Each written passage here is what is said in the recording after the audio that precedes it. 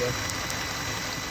What's up guys, Steve here again from RC Tanks and Trucks 24/7. Now you would have seen this bad boy running. This is the Sison V-twin 2-cylinder engine. It's a 4-stroke.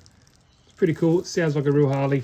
It's awesome little motor, but problem is it hasn't been giving me spark and I'm not too sure why. What we have here, this is a CDI. This little white box here on the side. That's your CDI just here, and that gives you the pulse it needs to ignite both cylinders. So it's a specific timing, and that's why with 4 cylinders or any type of engine, the timing needs to be right. So you've got 1 cylinder here, 1 cylinder there, obviously, and the timing needs to be right with those. Now, that is all done by here. Now, these are the lifters here that attaches to the valves up here now for your inlet and exhaust valve. And behind this gear here is that kind of little cam. So you've got to make sure that all these gears are in the right orientation. So if you're taking this off, just kind of mark it with the Sharpie. But I don't think sorry about the camera shaking now. I don't think the issue with mine is the actual spark, like the timing. I think it's the actual spark itself is off. Now there's 2 things to this. We have a new CDI box, which is this guy here. So I got the voltage range of 6 volt to 12 volts, which is the same as that one just there. Or you have this little circuit board in there that attaches to this CDI box that I believe that is kind of given the position of when it needs to fire off for each cylinder. I plugged in that new one to the existing circuit board that's in there.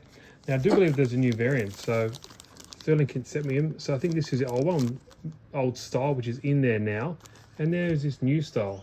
So I believe, see if we can fit that in there. If not, we'll just go with the old one. But yeah, that's inside the motor there. Timing cover on the side here. It's got a gasket around it as well. But it is a splash lubrication type of system. It hasn't got a separate oil reservoir or separate oil pump per se. But it does get down there, as you can see. When you take the cover off, it does ooze out a lot of oil, and you got a breather valve there as well. So everything kind of works well, works together.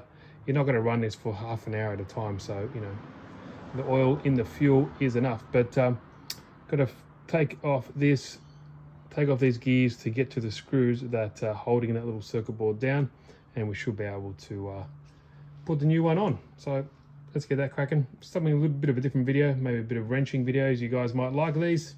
I know I love watching wrenching videos, not just on RCs, but more particularly on actual real size cars and engines. So interesting. Let's have a look. There we go. Once those 2 gears are off, you can see. So it's got one little screw holding it on. There's the main gear, and there's your little cam. There's your cam, and there's your lobe. And when it spins around, it opens and closes the exhaust and inlet valves. So pretty cool. Left the bottom one on. I just marked it. I couldn't get that bloody bearing off. Bloody annoying, but let's have a look. Get this off. I just kind of left everything as it is. Marked it with a Sharpie as best as I could, and yeah, so that's got one screw attaching that little circuit board, and that kind of the wire feeds down in here. Looks like a distributor cap. Right now, I've got it all together, and of course I don't have any petrol.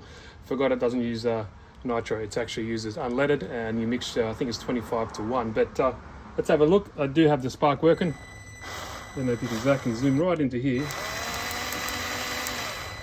Go even a little bit closer, Zach. Hold just right, and you can kind of get the spark. It's sparking there. It's kind of hard to see. There we go. If you can hold it just in the right spot, it's going to. There we go. You get that spark up, and you can get a zap too. Even though it's little, it does actually zap pretty good. So, seemed to be fixed, and we'll see how it goes. Not too sure what to put it in. It still doesn't have a clutch for it. If you want to see it run, go check out my other video of holding it in the hand. It actually runs really well. It does sound like an actual Harley-Davidson motor. So there we go there, fixed. Little how-to video.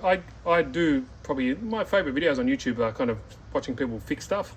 So I do enjoy those, like old school cars and real cars, and even RC engines. But you know, whatever. If you like it, give it a thumbs up. If you haven't, please subscribe. And if you want this motor, links are down below. Go check it out. Cheers.